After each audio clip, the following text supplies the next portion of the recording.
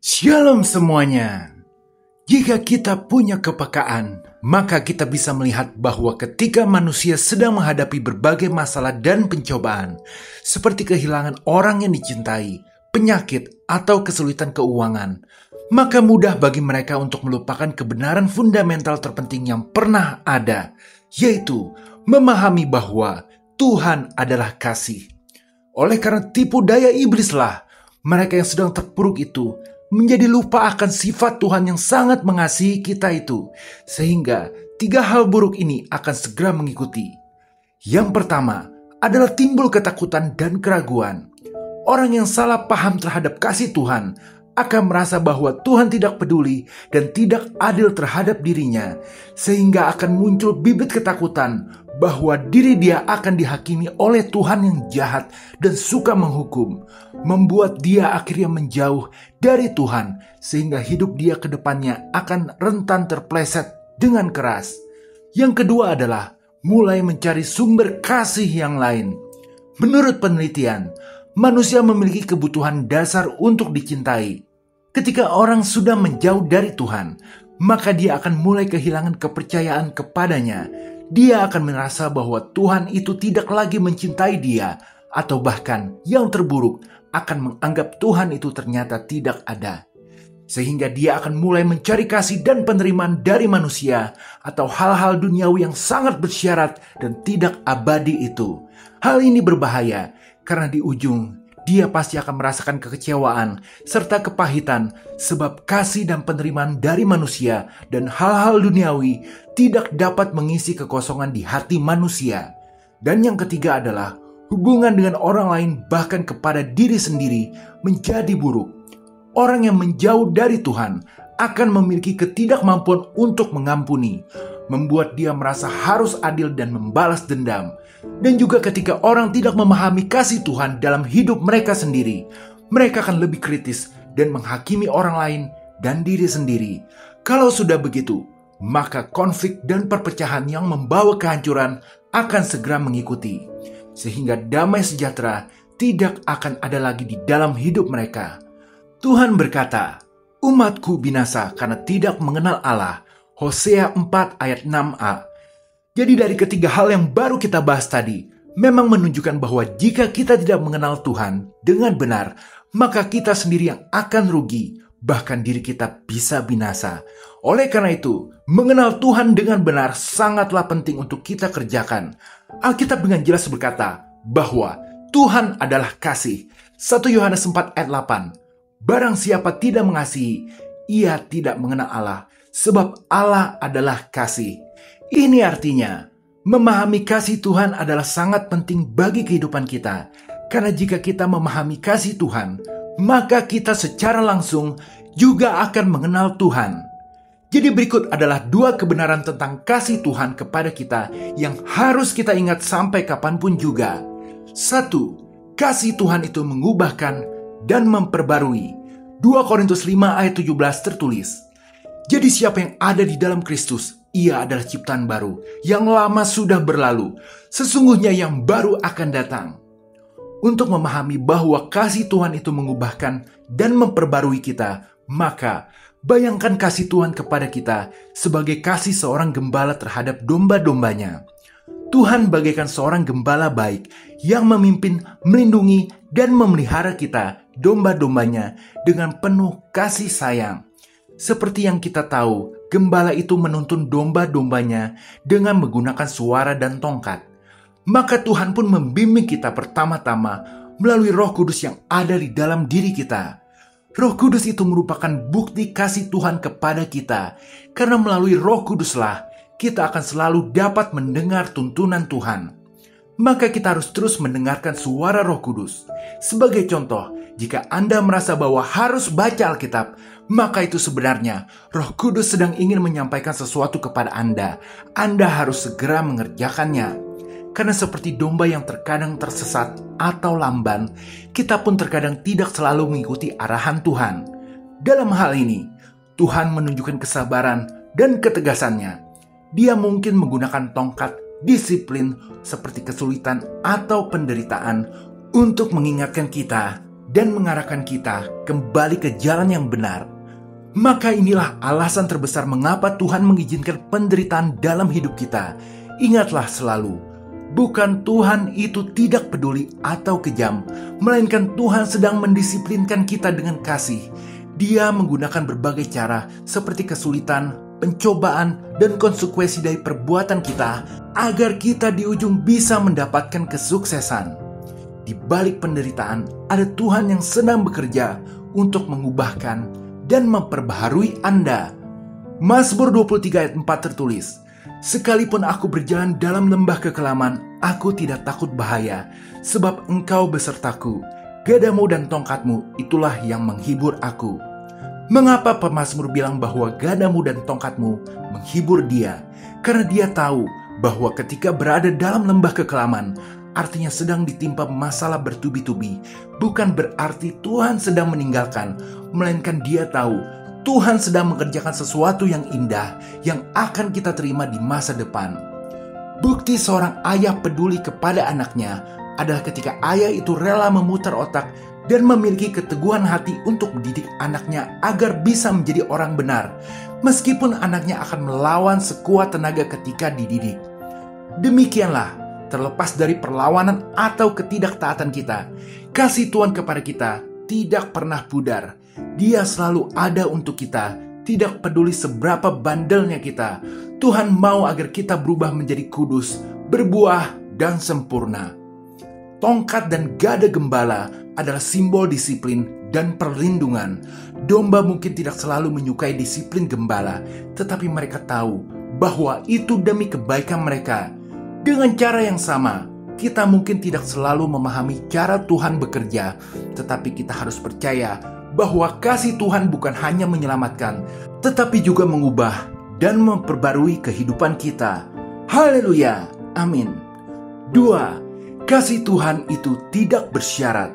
Titus 3 ayat 5. Pada waktu itu, Dia telah menyelamatkan kita, bukan karena perbuatan baik yang telah kita lakukan, tetapi karena rahmat-Nya oleh permandian kelahiran kembali dan oleh pembaharuan yang dikerjakan oleh Roh Kudus.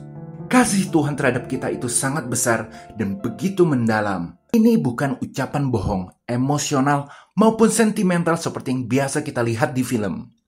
Karena kasih Tuhan kepada kita adalah kasih sejati yang sempurna.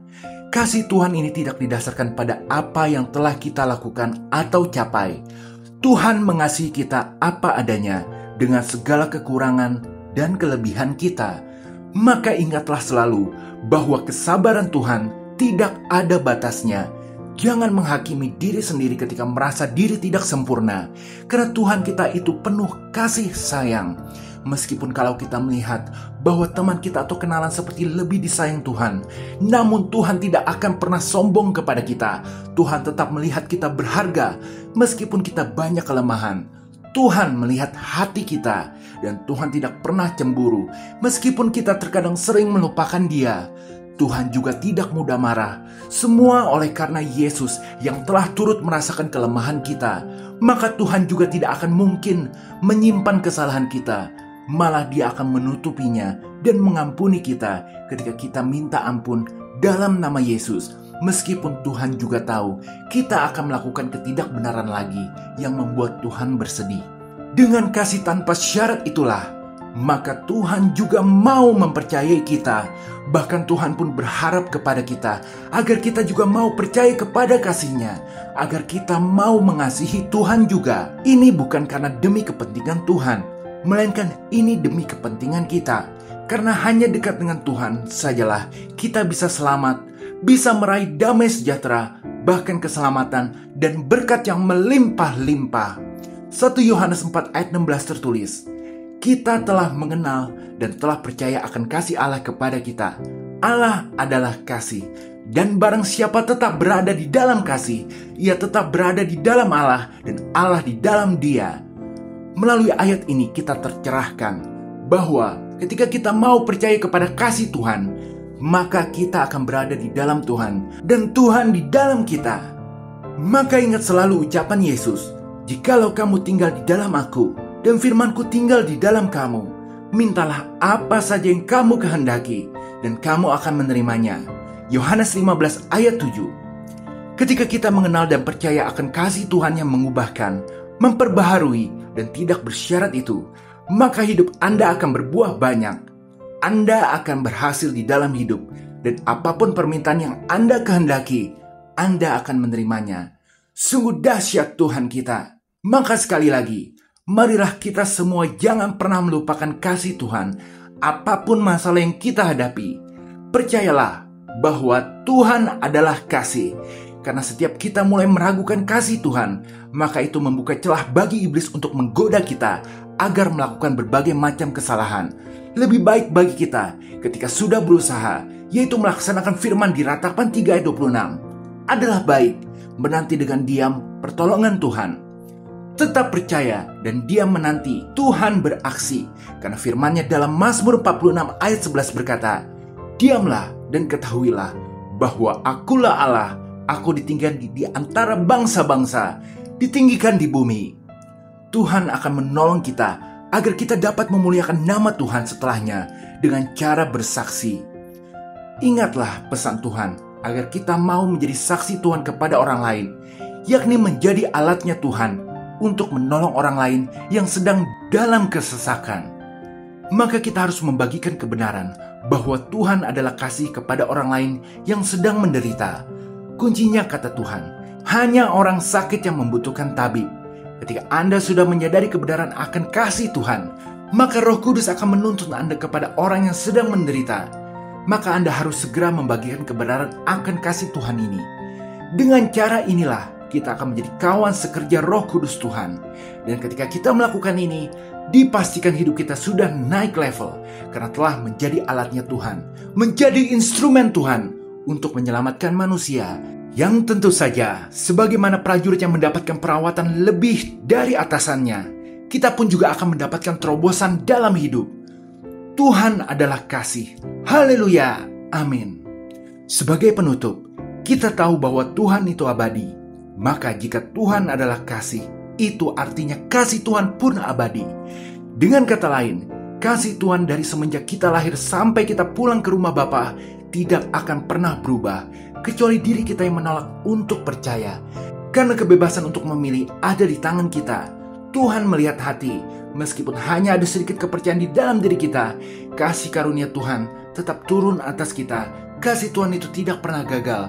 Tuhan itu yang mencari kita sebagai domba yang terhilang. Itulah yang terjadi dengan Saulus sebelum berubah nama menjadi Paulus. Saulus seorang Farisi yang taat dan bersemangat, dikenal sebagai penganiaya brutal pengikut Yesus Kristus. Dia dibesarkan dalam tradisi Yahudi yang ketat dan sangat yakin bahwa dia melakukan kehendak Tuhan dengan menindas orang Kristen.